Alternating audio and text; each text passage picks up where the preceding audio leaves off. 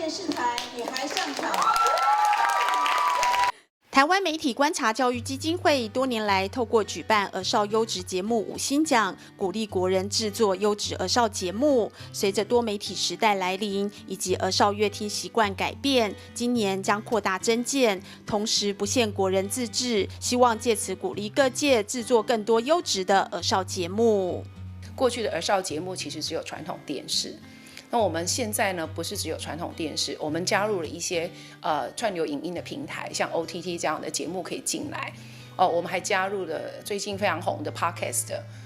过去其实刚刚讲只有奖励电视，没有奖励声音类。那因为 Podcast 加进来的关系，所以我们把广播也放进来了。好，把广播也放进来了，所以除了传统电视以外，它就多了3种不一样的这个奖励儿少节目制作形态的这一些传播媒体。那另外呢，除了这一些以外，我们比过去22届以来更加重视分龄这件事。也就是说，过去我们台湾的节目形态里面，并没有说这个很明确的要求标示说你是几岁到几岁去适龄，大部分都好可能全年龄都可以看。我们希望能够在这样的分类里面，从0到6岁、7到12岁、12到17岁因为18岁已经修宪通过，他成年了，所以12到17岁这样三个不同的分组年龄，希望制作节目的形态可以自己更严谨的、更正确的把他的目标的年龄族群给标示出来。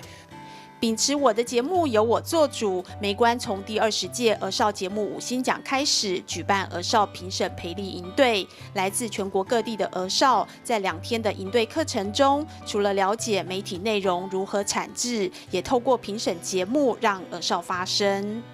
那我们招募的对象里面，特别注意几件事。第一个，性别要平衡。好，就是这个性别上面不能只有单一性别，就不能少于1/3。第二个是区域的、县市的，尽量能够如果有不同县市报名的，我们希望都能够招募进来，因为我们都知道，城乡差距也好，或者是不同的地区小朋友的看法可能会不一样。那第3个是我们有保障一些新住民，好，还有一些身心障碍有特殊的这个儿少的名额。好，这样多元的儿少组成的，才有办法去评出多元的优质儿少节目。那我们这2天的营队里面，就是跟小朋友们上一些节目怎么制作的，它怎么产出的，好的节目应该要有哪一些的元素。好，小朋友应该要在选择这个节目的时候，对他基础的媒体素养的知识是什么？那之后就会有我们的队辅的这个大哥哥大姐姐带他们一起讨论出来说，那如果是这样的话，请问小朋友，你们上了这个1天半的营队，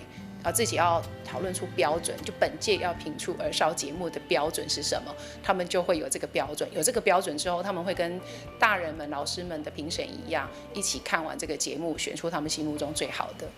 这个活动的过程里面，我们没有一个小朋友，没有一个孩子是不发表意见的，这是我看到第一个现象。第二个现象是每一次都欲罢不能，我们都一直场地要延，讨论非常热烈。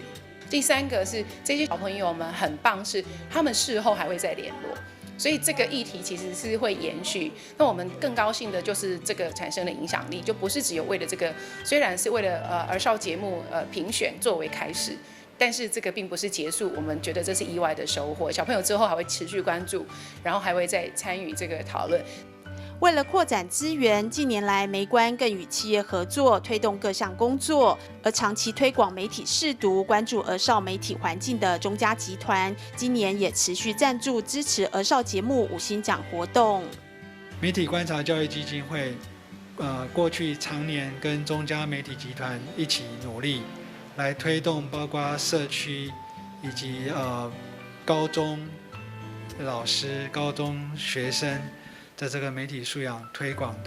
的教育。那因为媒体素养教育的推广，或者是媒体政策的改革、媒体产业环境的提升，是无法透过一个 NGO 来独立完成的。我们需要跟企业、需要跟政府、